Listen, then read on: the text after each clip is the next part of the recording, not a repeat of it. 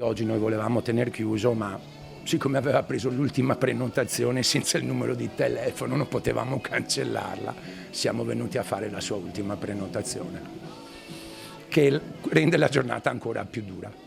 A parlare è il datore di lavoro di Salim Baccas, 28 anni, morto sabato notte nel tragico incidente sul Terraglio a Preganziol, all'altezza dell'incrocio tra via San Bughe e via della Croce. Salim, originario di Mogliano, quella sera aveva da poco lasciato il lavoro e a bordo della sua moto si stava dirigendo probabilmente verso il centro di Treviso. Io l'ho mandato via alle 10, sabato sera, doveva smontare alle 11. Ma siccome sabato era pre-Pasqua, poco lavoro e Pasqua eravamo pieni, gli ho detto Sal, vai a casa, mi raccomando vai a casa che domani abbiamo una giornata di cacca.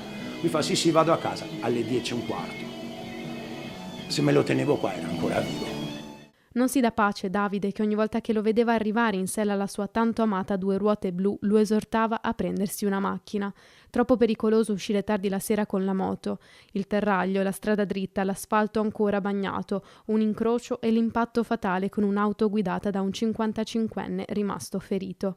Ancora da accertare le esatte dinamiche dell'incidente, forse una mancata precedenza. I segni ancora evidenti sulla strada, dove qualcuno ha portato un lumino e delle rose bianche poste tra quello che resta a terra della moto di Salim. Immediato l'arrivo dei soccorsi quella notte, che però non hanno potuto fare altro che constatare il decesso del giovane 28enne. Il loro papà lavora con la mia famiglia da più da 40 anni, quindi io Salim l'ho conosciuto in passeggino quando è nato. Mi chiamava zio Davide. Nella foto appesa in sala il legame tra Davide e la famiglia di Salim. Il suo ricordo tra i colleghi è commosso e sentito. Salim era un putiferio, positivamente. Lui gli piaceva, si divertiva, lavorava.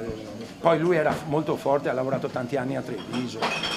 L'amore per le moto, il liceo, un grande lavoratore lo hanno definito i colleghi. Oggi che il locale è aperto e la tristezza riempie il silenzio della sala vuota, i calici sono in alto, tutti a brindare per Salim.